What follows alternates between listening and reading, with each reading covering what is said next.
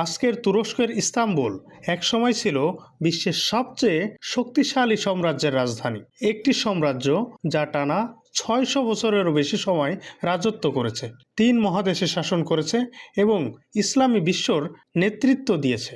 কিন্তু প্রশ্ন হলো, এত শক্তিশালী উসমানীয় সাম্রাজ্য কিভাবে ধ্বংস হয়ে গেল? আজ আমরা জানব উসমানীয় সাম্রাজ্যের উত্থান, দুর্বলতা এবং পতনের সম্পূর্ণ ইতিহাস। ১২৯৯ সালে ওসমান গাজী আনাতোলিয়ায় একটি ছোট্ট তুর্কি রাষ্ট্র প্রতিষ্ঠা করে। তার উত্তরসূরিরা ধীরে ধীরে বাইজেন্টাইন অঞ্চল দখল করতে শুরু করে। বন্ধুরা, বাইজেন্টাইন অঞ্চল মূলত পূর্ব রোমান সাম্রাজ্যের এলাকাকে বোঝায়। এটি গ্রিক সংস্কৃতি, ঐতিহ্য ও ভাষা দ্বারা প্রভাবিত ছিল এবং ভূমধ্যসাগরের পূর্ব উপকূল, বলকান অঞ্চল, আনাতোলিয়া, মিশর ও উত্তর আফ্রিকার অংশবিশেষ নিয়ে গঠিত ছিল। পরবর্তীতে ১৪৫৩ সালে সুলতান মুহাম্মদ আল ফাতিহ কনস্টান্টিনোপল দখল করে। এর ফলে বাইজেন্টাইন সাম্রাজ্যের অবসান ঘটে এবং কনস্টান্টিনোপলের নাম বদলে রাখা হয় ইস্তাম্বুল।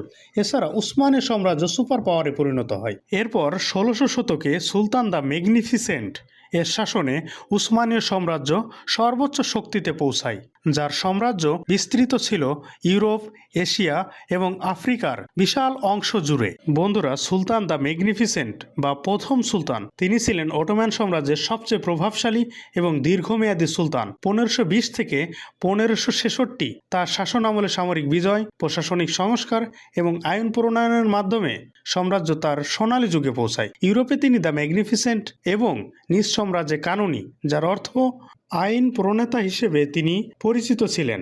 কিন্তু পরবর্তীতে ১৬শ শতকের শেষের দিকে উসমানীয় সাম্রাজ্যে ধীরে ধীরে দুর্বলতা দেখা দেয়। এর প্রধান কারণগুলো ছিল দুর্বল সুলতান।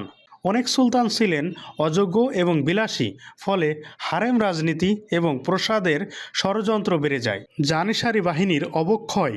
জানিসারি বাহিনী একসময় ছিল পৃথিবীর সেরা সেনাবাহিনী, কিন্তু পরে তারা দুর্নীতিগ্রস্ত এবং বিদ্রোহী হয়ে ওঠে। ইউরোপের প্রযুক্তিগত অগ্রগতি। ইউরোপ শিল্প বিপ্লব এবং আধুনিক অস্ত্র তৈরি করে, ফলে উসমানীয়রা পিছিয়ে পড়ে সামরিক প্রযুক্তিতে। এছাড়া অর্থনৈতিক সংকট।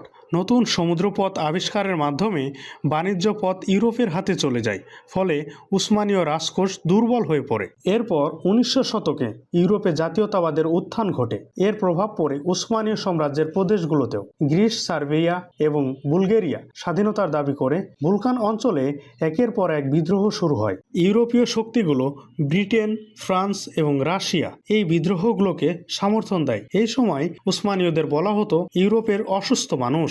পরবর্তীতে ১৯১৪ সালে শুরু হয় প্রথম বিশ্বযুদ্ধ। উসমানীয় সাম্রাজ্য জার্মানির নেতৃত্বাধীন শক্তির সঙ্গে জোট বাঁধে, যা ছিল একটি মারাত্মক ভুল সিদ্ধান্ত। উসমানীয়রা যুদ্ধ করে রাশিয়ার বিরুদ্ধে, ব্রিটিশদের বিরুদ্ধে এবং আরব বিদ্রোহীদের বিরুদ্ধে। ব্রিটিশরা আরবদের স্বাধীনতার আশা দিয়ে উসমানীয়দের বিরুদ্ধে বিদ্রোহে উস্কে দেয় এবং ১৯১৮ সালে উসমানীয় সাম্রাজ্য যুদ্ধে পরাজিত হয়। যুদ্ধের পর ইউরোপীয় শক্তিগুলো উসমানী ভূখণ্ড ভাগ করে নেয়। সাইক্স-পিকো চুক্তির মাধ্যমে তৈরি হয় ইরাক, সিরিয়া, লেবানন, ফিলিস্তিন ও জর্ডান, যার মাধ্যমে মুসলিম বিশ্বের ঐক্য ভেঙে যায় এবং ১৯২২ সালে উসমানীয় সুলতানতন্ত্র বিলুপ্ত হয়। তখন এই সংকটময় সময়ে উদয় হন মুস্তফা কামাল আতাতুর্ক। তিনি ইউরোপীয় বাহিনীকে তুরস্ক থেকে বিতাড়িত করেন। ১৯২৩ সালে আধুনিক তুরস্ক প্রজাতন্ত্র ঘোষণা করেন, খেলাফত বিলুপ্ত করেন এবং ধর্মনিরপেক্ষ রাষ্ট্র প্রতিষ্ঠা করেন, যার মাধ্যমে ৬০০ বছরের সাম্রাজ্যের স্থানে একটি নতুন তুরস্ক রাষ্ট্রের জন্ম হয়।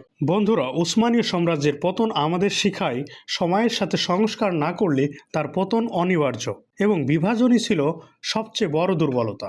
একটি সাম্রাজ্যের পতন শুধু একটি দেশের নয়, পুরো মধ্যপ্রাচ্যের আজ ভাগ্য বদলে দিয়েছে। বন্ধুরা, এ পর্যন্তই আজকের ভিডিওটি ভালো লাগলে লাইক দিন, শেয়ার করুন, আর এরকম তথ্য সমৃদ্ধ ইতিহাস জানতে অবশ্যই আমাদের চ্যানেলটি সাবস্ক্রাইব করুন।